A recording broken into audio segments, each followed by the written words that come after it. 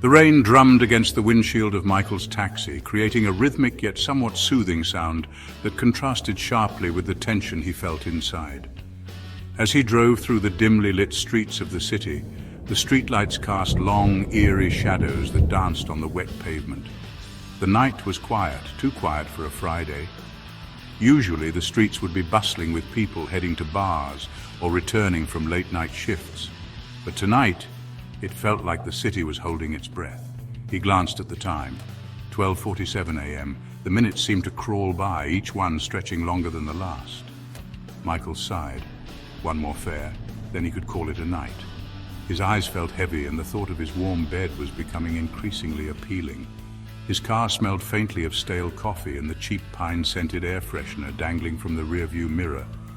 The scent was supposed to be refreshing, but after hours on the road, it was more nauseating than anything else.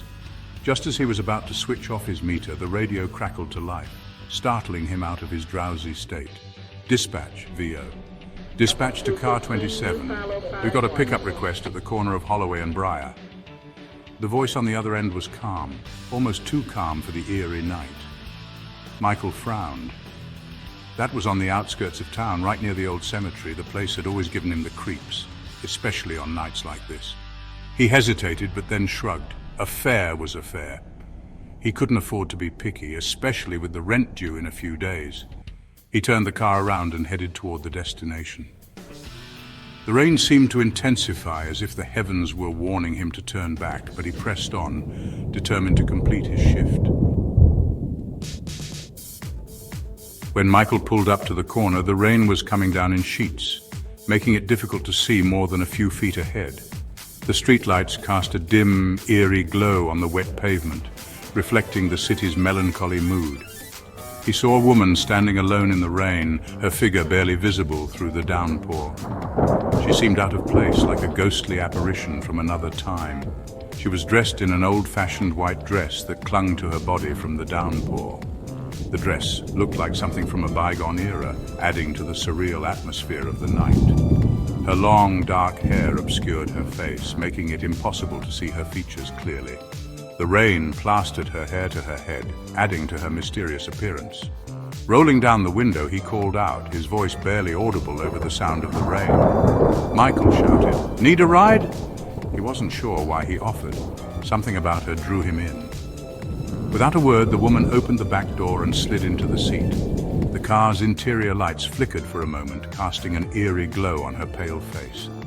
Michael glanced at her through the mirror, trying to get a better look at his unexpected passenger. Her presence was unsettling, yet he couldn't shake the feeling that he needed to help her. Her face was pale, almost unnaturally so, as if she hadn't seen the sun in years. Michael asked, "Where to?" he asked, trying to keep his voice steady. Her voice was soft but emotionless, devoid of any warmth or life. She said, "Take me to Blackwood Cemetery." The word sent a chill down his spine. Michael hesitated, his mind racing. That cemetery? It had been abandoned for decades, a place shrouded in local legends and ghost stories. Why would she want to go there? The thought of driving to such a place in the dead of night was unnerving, but he nodded, turned on the meter, and started driving. The ride was silent, the only sound the rhythmic patter of rain on the roof. Every time Michael glanced in the rearview mirror, the woman sat stiffly, her hands folded in her lap, her face hidden in shadows. She didn't move, didn't speak, just stared straight ahead. The silence was oppressive, weighing heavily on Michael's mind. He couldn't shake the feeling that something was terribly wrong. Then, out of nowhere, she whispered. The woman whispered, "Do you believe in ghosts?" Her question hung in the air, sending a shiver down his spine. Michael forced a chuckle, trying to mask his unease. Michael replied, "Not really. Why?"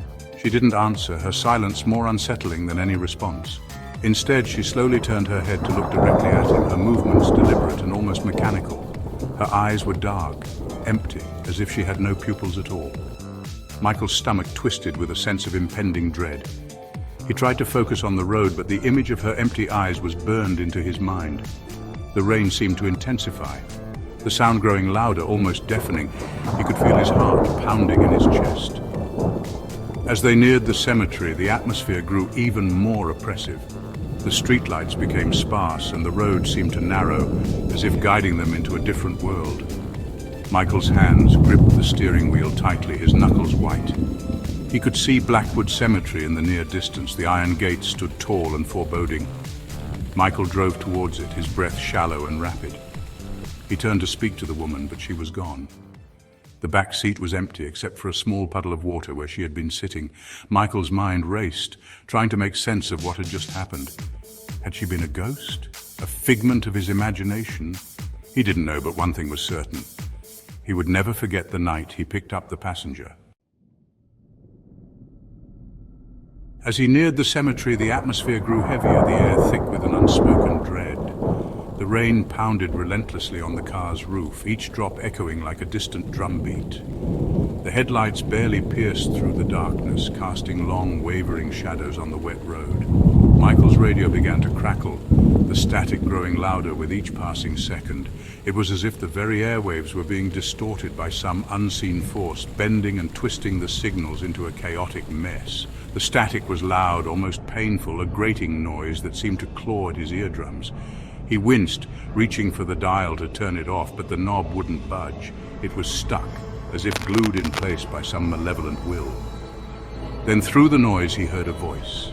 It was faint at first, barely discernible amidst the cacophony of static, but it grew clearer, more insistent. The voice was eerie, almost otherworldly, sending a chill down his spine. "Michael, don't stop the car. Keep driving, she's not real." His blood ran cold. The words echoed in his mind, a dire warning that seemed to come from the depths of his own fears. He gripped the steering wheel tighter, his knuckles turning white. "Dispatch, who is this?" His voice trembled as he spoke, the question hanging in the air like a fragile thread. There was no response, only the relentless hiss of static filling the silence. "Just drive, Michael." His hands were shaking, the fear coursing through his veins like ice. He wanted to obey, to follow the mysterious command, but his mind was a whirlwind of confusion and terror. He risked another glance in the mirror. His heart pounded in his chest, each beat a thunderous roar in his ears. The darkness seemed to close in around him, the rain blurring the edges of his vision. The woman appeared with a smile, a slow, eerie smile. "We're here." Her voice was calm, almost serene, but there was an underlying menace that sent shivers down his spine. The smile didn't reach her eyes, which remained cold and unfeeling. Her voice had changed. It was layered, like multiple people speaking at once. It was disorienting, a surreal blend of tones that made his head spin. He still couldn't tell if she was real or just a figment of his imagination. Michael slammed on the brakes. The car skidded on the wet road, the tires screeching in protest. His heart raced, adrenaline surging through his body as he fought to regain control. The gates of Blackwood Cemetery loomed ahead, rusted and broken. They stood like silent sentinels, guarding the secrets within. The sight filled him with a sense of foreboding, a feeling that something terrible awaited him beyond those gates. The woman reached for the door handle. Her movements were slow, deliberate, as if she had all the time in the world. The rain dripped from her fingers, each drop a tiny, glistening bead in the dim light. Michael's instincts screamed at him to go. Every fiber of his being urged him to flee, to escape the nightmare that was unfolding around him, but he was frozen, paralyzed by fear and uncertainty. Michael shouted, "Wait! Who are you?" She tilted her head, her expression unreadable. The question seemed to hang in the air, unanswered, as if the very act of asking it had broken some unspoken rule. "You gave me a ride home." Then she vanished. Her form seemed to dissolve into the darkness, leaving behind only the faintest trace of her presence. It was as if she had never been there at all, not stepped out of the car. The door hadn't opened. There was no sound of footsteps. She was simply gone, like a wisp of smoke, carried away by the wind, not ran away, vanished. The realization hit him like a punch to the gut. He was alone, utterly and completely alone, with only the rain and the darkness for company. Michael's breath hitched. His back seat was empty, but the door was still slightly ajar. The rain poured harder, thunder rumbling in the distance. He looked ahead. There, in front of the cemetery gates, the woman stood motionless. Her white dress billowed despite the absence of wind. Then, ever so slowly, she lifted her arm and pointed directly at him. The radio crackled again. "Michael, leave now." His heart pounding, Michael slammed his foot on the gas, tires screeching as he sped away from the cemetery. The farther he got, the clearer his mind became, but when he checked the back seat again, there was a single wet footprint on the seat. The next morning, Michael couldn't shake the feeling of dread. He searched online for Blackwood Cemetery legends. What he found made his stomach drop. Decades ago, a young woman had been killed in a car accident near Holloway and Briar. Witnesses claimed she had been trying to flag down a cab, but no one had stopped.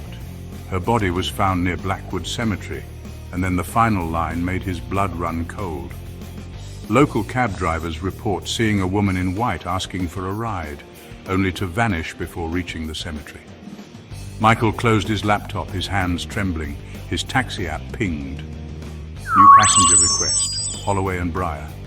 He turned off his phone, and he never worked the midnight shift again. The end.